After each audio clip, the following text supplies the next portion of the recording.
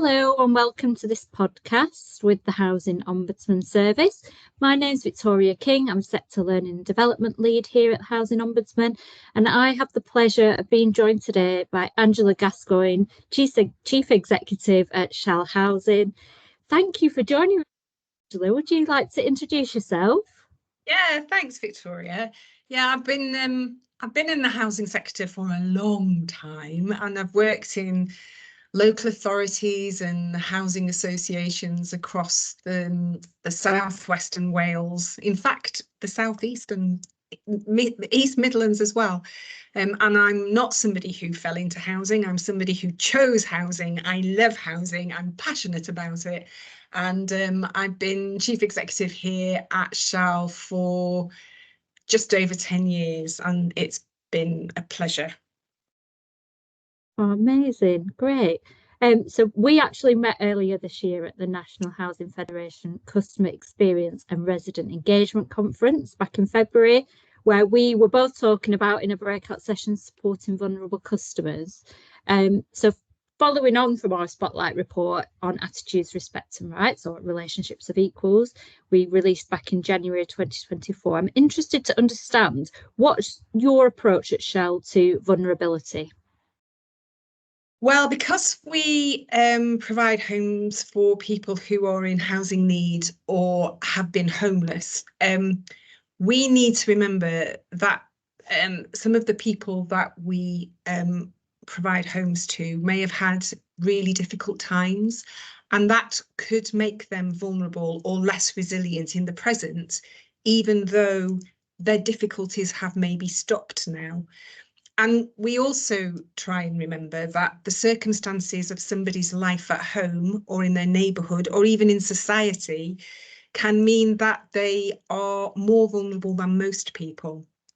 And that might be because they're living in poverty, they have a disability which isn't being catered for, or it might be about their age, being young or old, or their family circumstances, or not having a family, or it might be about their health. Lots of things. And someone might be getting along just fine, and then something happens and just woof, they find themselves in a place where the risk and uncertainty and emotional impacts that they're facing are really, really difficult. So everyone at Shal goes through training on trauma awareness, and for our housing team, they have more in-depth training.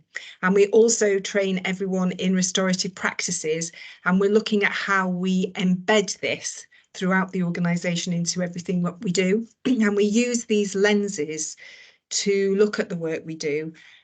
And we're learning about it. We're learning about what works and what doesn't work every day.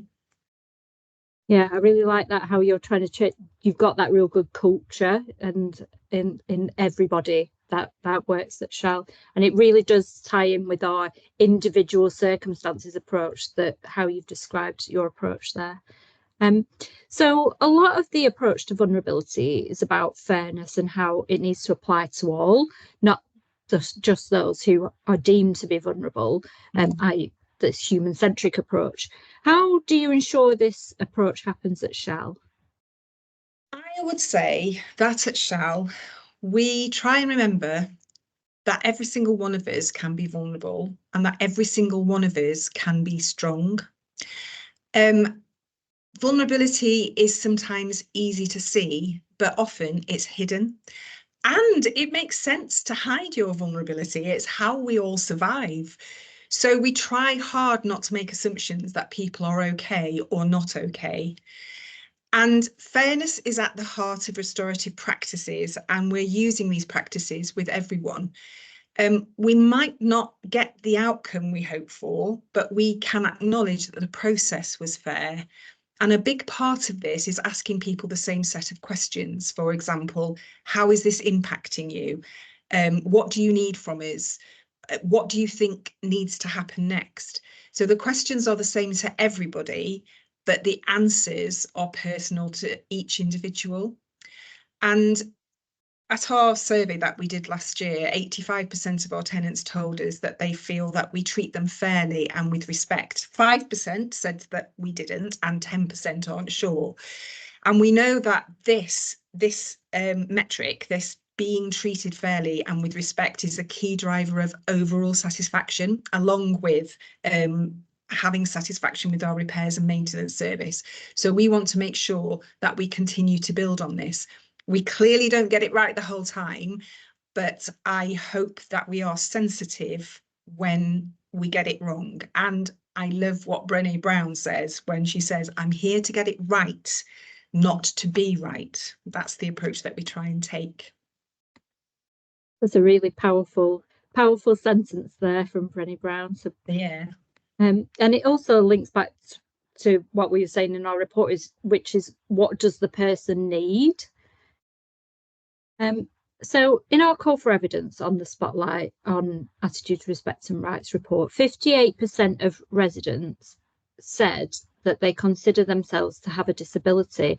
Of those, only 19% said their landlord had made reasonable adjustments for them. How do you deal with requests of this nature? And do you have a specific reasonable adjustments policy? We do have a policy, and we definitely deal with the need for adjustments because of disability. And again, when we asked tenants for their priorities as part of our survey last year, do more to help people with disabilities get the support they need was in the top 6. In fact, it was in the top 4 out of 14 priorities that people had put together. So we have an adaptations policy, and through that policy, we aim to meet the needs of all of the residents to ensure that they're independent, that they have privacy, that they have dignity, and that they can be comfortable in their home with the minimum of intervention and intrusion, which is what we all want, I think, from our homes. And in practice, this means that, for example, we design kitchens and bathrooms when we're doing refurbishments with the tenants to meet the needs of the household. And that could be about taking into account, for example, recently, a grandchild's ADHD and autism. So when we were designing the kitchen to make it good for that family, we had to make sure that the cupboards were locked and that the cupboards were locking cupboards, and that we were very careful about the layout of where the cooker was in relation to everything else.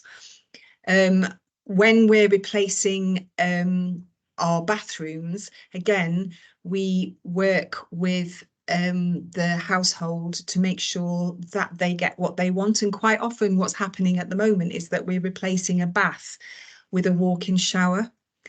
We try and maximise grant where we can, because we want to make our funds go as far as possible, but thresholds have been raised and that isn't always available to us.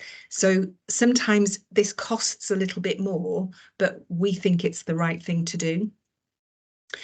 And we'll also obviously make minor changes like grab rails, pathways, changes to the garden, if that's what people need in order so that they can actually get out into their garden.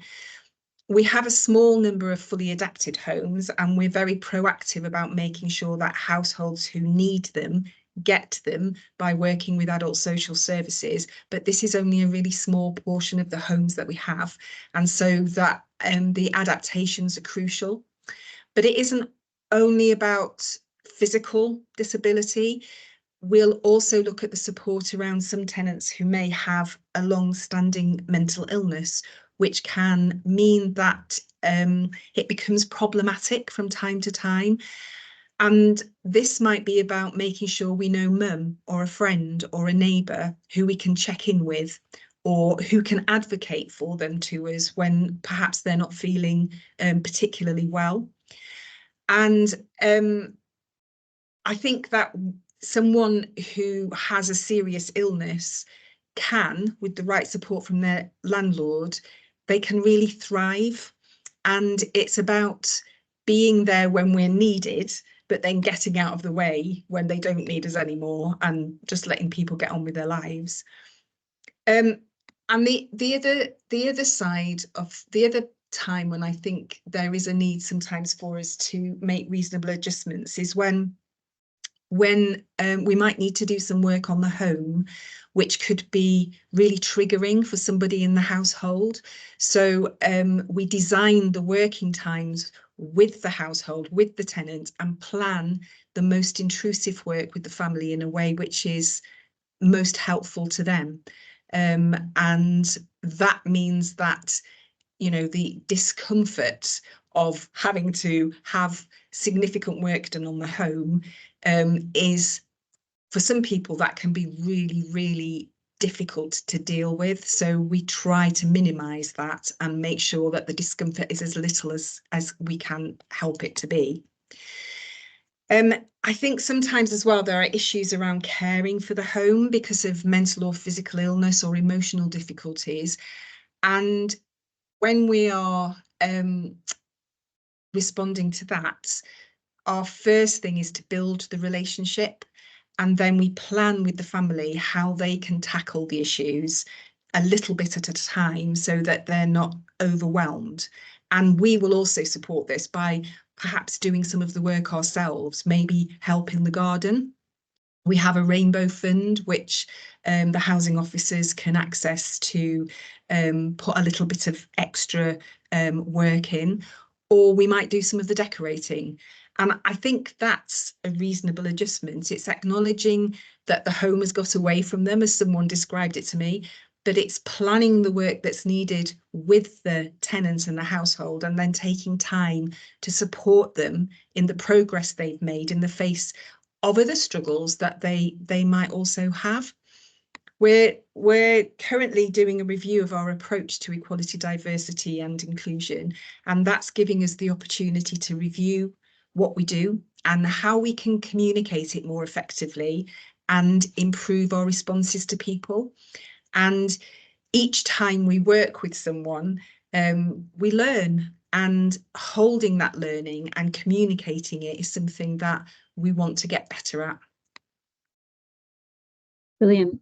I like the examples that you've given there of you know, working with where you when you're having a new bathroom, a new kitchen, it is a really big thing. I mean, there's dust everywhere, isn't there? Yeah, it is. And and just making them aware that of the upheaval that will cause. Do you normally decant residents in those circumstances? We don't normally. Our in-house team do our bathrooms and our kitchens for the most part, and they are really quick Hmm. and very tidy, and they do take account of the circumstances of the family. And we've had feedback from people, and there was one lady who contacted us to say thank you. Quite often we get thank yous from people. I would say pretty much every time we get thank yous. And I remember one lady who said that her child had autism, and the our my colleague had just been really, really amazing with them, and had kind of been really kind and just taken them into account. They hadn't just ignored them, they had properly interacted with them. And it's that, because you're in the home for a week or, you know, 2 weeks, and everything else is going on in that family. There's loads of noise, and as you say, there's dust everywhere. And just making sure that at the end of the day, it's clean, it's neat, it's as good as it can be, and it's as quick as it can be. I just think that makes a massive difference. And also just the way that my colleagues are with people, they're lovely. They're really, really lovely with people. Oh, fantastic. And some landlords that we were talking to in the week, they were saying that when they're replacing a bathroom or a kitchen, they used to decant people, but now they've started working with a firm and they put these like pop-up kitchens and pop-up bathrooms in the garden. And they said it's quite pricey, but actually the upheaval on the families is less so than if they were to go and stay in a hotel. So it's really Yeah, good to we hear that. haven't done that. I'll definitely look into that.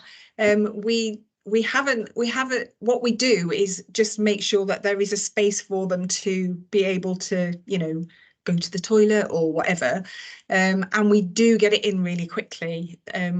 We can get a full bathroom refurbed in 4 days.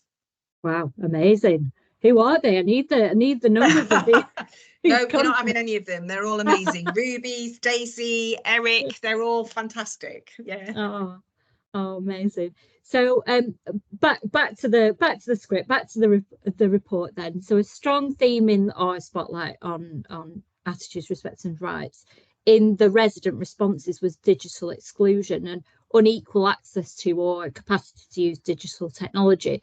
And many residents said that landlords have like a one size fits all approach to communication, particularly with digital communication, and it not reaching all of the intended audience, and that this form of communication often fails to consider individual personal circumstances. So, how are you communicating with residents to ensure that you are reaching your residents? So we know, again, from the survey that 9 out of 10 residents are digitally active. And since 2019, the number of tenants who want to communicate with Shell digitally has doubled. And that means it brings us to 61%. So that's still a fair number that don't want to. That's not their preference. Interestingly, fewer people prefer the phone now. Just over half people prefer the phone, and 21% want face-to-face contact. And more people want us to write to them by letter. About 31% of people want us to write to them by letter. Overall, about 82% of tenants are satisfied that we are easy to deal with, 5% are dissatisfied. And while we know that 89% of our tenants use at least one online service like banking, shopping, health services, only half of our retirement aged tenants are digitally active. And 74% of those elders like the phone for contact, and a third are happy with email. So we know who likes to be communicated in what way, and we use this. So, for example, when we're sending out our newsletter, we print a number, about 100 actually, and send the rest via email, because we know that 100 households want them through the post, and the rest would prefer to get them by email. So that's what we do. We keep that under review, and we will change it if people change their preference for whatever reason. We also use texts after repairs, and also after complaints. When we're closing a complaint, we also text people about both the outcome and the way we handled it. And when we're closing a case on ASB, we text people to ask about their if they are satisfied. If people say that they weren't satisfied with any aspect of those things, then we use the phone. And if we can't get hold of them on the phone, then we'd use their preferred method of contact to follow up on that dissatisfaction and find out why. We also take part in walkabouts in some areas, and we attend community hubs once a month or so. And we have our community chats, which are hybrid in the main, and they take place in our offices, so people can come into our offices, and they're also online, so if they don't want to, they can dial in. And we're also looking at the impact of the removal of the analog phone lines, because obviously we just want to make sure that people are okay with this, because we've got a small number of people who we don't have a mobile phone number for, so we're just going to make sure that they are going to be okay when the analog phones go. We've also noticed that since we moved offices, which was about 3 years ago, well, probably 2 years ago, the number of people who visit our office has reduced because we've moved out of the town centre. But what has increased is the fact that we're going much more now to people's homes. And I think actually this is probably a better way of doing it. So we are looking at how we can improve our digital infrastructure, but that's much more about making sure that by doing that, we have more time for face-to-face contact. We know that some people will want to just contact us digitally 24/7 when they've got time to do it. Other people value the fact that they can have a chat with us at home. So we're trying to do both. Yeah, and it sounds like you're mitigating sort of the impact of not having that city centre or town centre office by actually being more out and about in the community, having those community hubs, meets once a month, and Yeah. community chats. So, brilliant, thank you. So in the report, the landlord respondent said that the internal culture and attitudes of their organisations hampered communication with residents. What are you doing at Shell to foster that inclusive culture? We are the our recruitment is very values based. So when we were looking at recruiting housing officers last year, we asked for people who take responsibility, who learn, who get out of their comfort zone. They're compassionate as well as honest, and they aim to be useful and kind to themselves, to others, and to our world. That isn't an easy thing to do all the time. And we admit that Shal isn't an easy place to work all the time.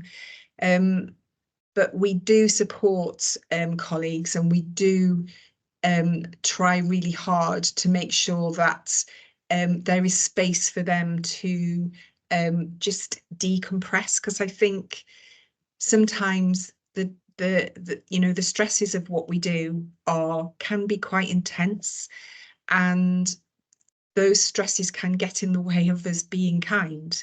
Um, and we need to ensure that we have that emotional resilience ourselves so that we can be with people who might be struggling and whose way of dealing with that struggle can sometimes be quite challenging to us. So even our maintenance team have, as part of their performance review, their performance appraisal, it's not just about how skilled they are at doing the amazing work that they do.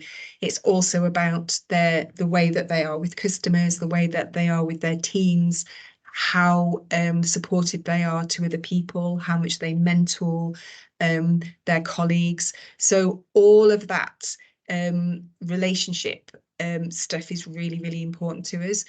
And we have 5 commitments which we make to our tenants and to each other.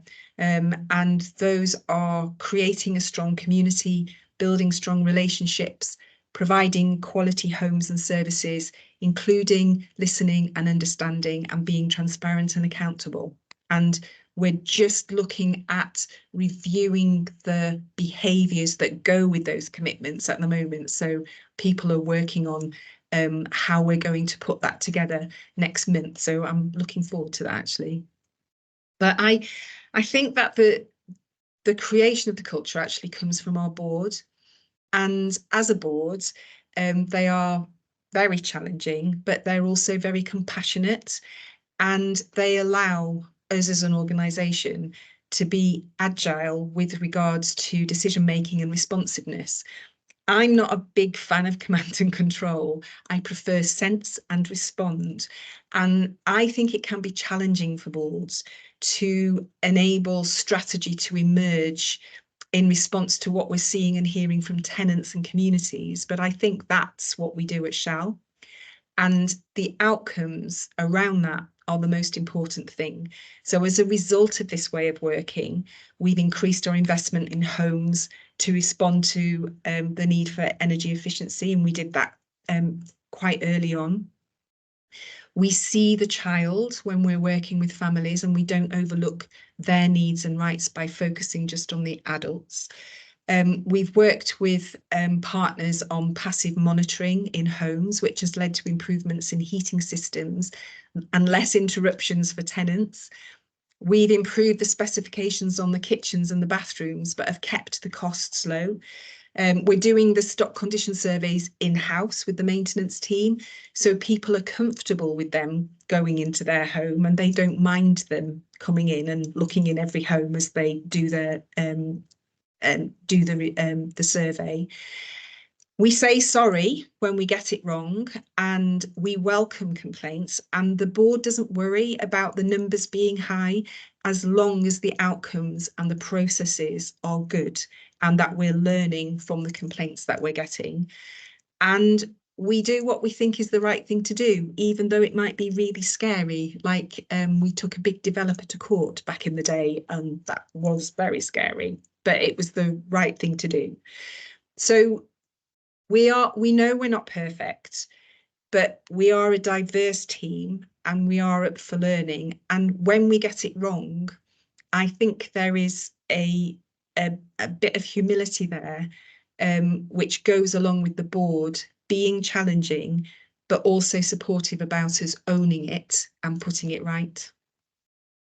I love what you say there. The number of complaints isn't always necessarily a bad thing. It might be that you're actually just being really open about your complaints process, and residents know that they can use it, and that Yeah, you're open to complaints as well. yeah, And yeah. there's a little bit of learning in every one of those complaints, so it's good to hear that you're up for learning as well. There is definitely learning in every single one of them, I would say. So looking now to the future, then, how are you looking to the future? So we talk in the report about forecasting for the next 10 years. What are you doing to work out the demographics of your residents and identify those gaps? Yeah.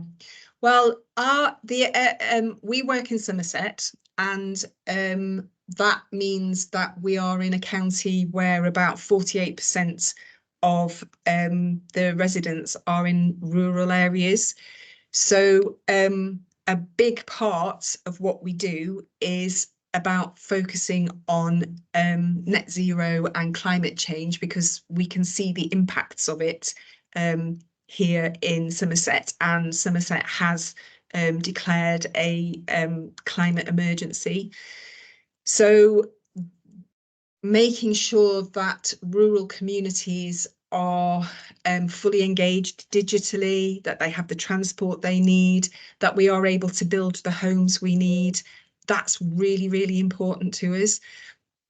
I think that our tenants are going in the future are going to increase their expectations.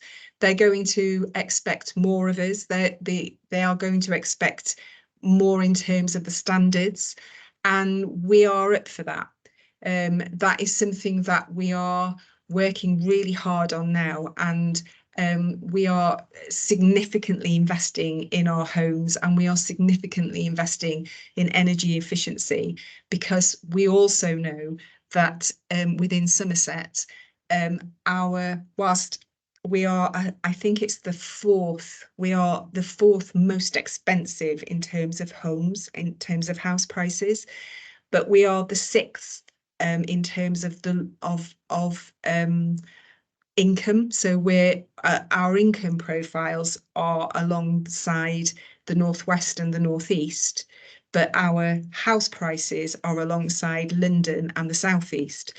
So we have got real difficulties here in terms of affordability, and I don't think that people are going to have income to spare. So we have to do more, and we have to make sure that our rents continue to be reasonable. I think the other aspects of it is kind of what we were talking about before in terms of the sort of digital face-to-face thing.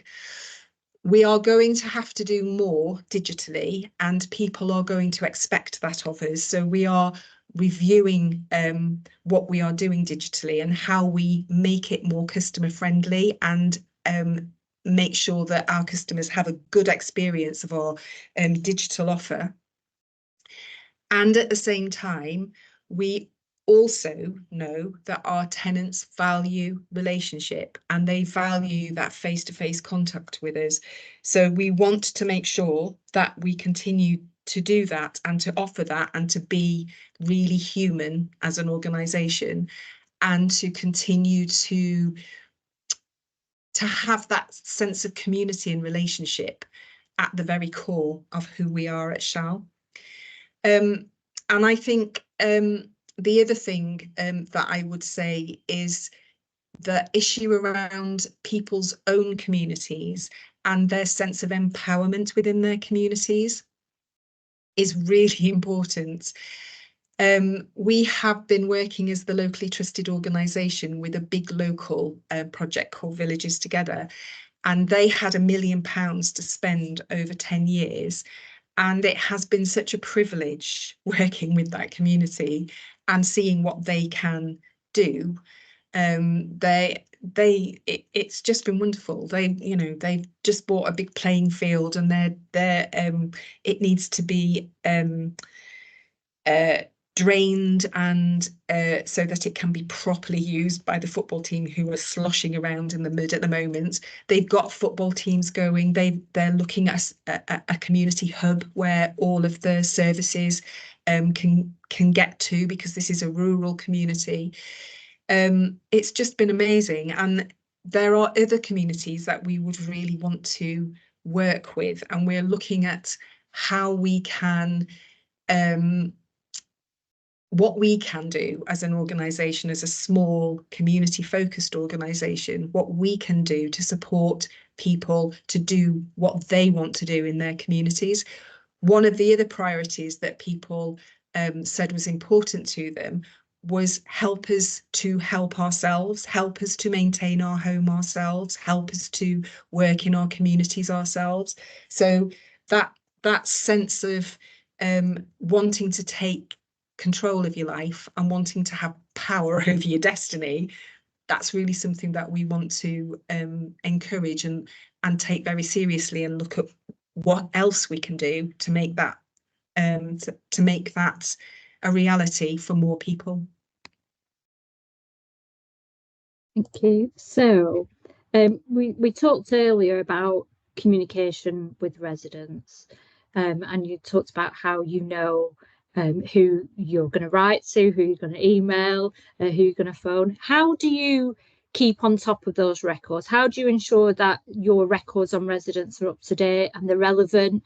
And then how do you use this information in your service for residents? I know we've talked about that communication element already. Yeah, yeah. We run reports so that we know where the gaps are in our tenant data, and then we contact people and we ask them to give it to us. So we're constantly updating the data as we go, but this isn't always as easy as it could be with the systems we have. So this year we're doing a review of the systems we have and how they integrate, and we're looking to step this up. We use the data we do hold pretty much every day. An example is how we set up the stock condition surveys. So we linked the known vulnerabilities of tenants to the homes that we knew were lower EPC ratings. And then we spread the first surveys geographically so that we could get an early feel of where the problems were likely to be. And excuse me, we're also linking work that we're doing on supporting people who are struggling financially to family sizes, particularly where families have been impacted by the third child cut, and also to people with disability and to people who are on UC and hit by the bedroom tax, and to people who are off gas in rural areas. We want to improve our data holding on people who have incomes that are just above the benefit levels, because we know that those people are struggling as well, and we think that we can make sure that if we can target them, we can make sure that they have all the information they need and as much support as we can give them and other partners can give them, so that they can maximise their income. Of course, some people may not want to tell us everything all at once, and I think that's where our commitment to building relationship comes in. People give their information to Jackie or Nicola or Colette or Louise or Lee because they trust them, and they trust them to use it in a way which is positive. And we're looking at how we communicate what difference giving us the data can have. So if you tell us your income, we can help you with your financial struggles. We can put you in touch with others who might be able to help you even more than we can. And I think sometimes with the data, collecting the data, it just takes time. Um, and I think that's okay because as a social landlord, Shal is in it for the long term. And I think that the important thing about collecting this data is that we're doing it because it is going to benefit the tenant. It is benefiting the person who is giving us that information. And by communicating what that means, it's more likely that people will think, yeah, there is something in it for me if we do that. But I think the other aspect of it is that we have to make sure we're trustworthy. And all of that takes time. And we live in a world where everything happens really fast. And building trust doesn't happen fast, but losing it does. So we have to take our time and we have to appreciate that it is an honour to have the data shared with us voluntarily. I love that. An honour to have that information shared voluntarily. Brilliant. It goes back to what we say in the report about ask yourself why a resident might be reluctant to share personal and sensitive information with you. But I love how you talk about you just explain how and when you collect that data, what you'll be doing with it and how you can actually benefit those residents. But definitely in sharing that personal information, you don't just want to share it with anybody, do you? It No, you it's don't. No, and sometimes the information that we get is very, very sensitive and it it's taken courage actually for that person to have shared it. So, you know, we need to be really, really sensitive to that. Yeah. Well, thank you very much for your time today, Angela. It's been an absolute pleasure speaking to you. And hopefully we'll speak again soon. Yeah, thank you, Victoria. Thank you.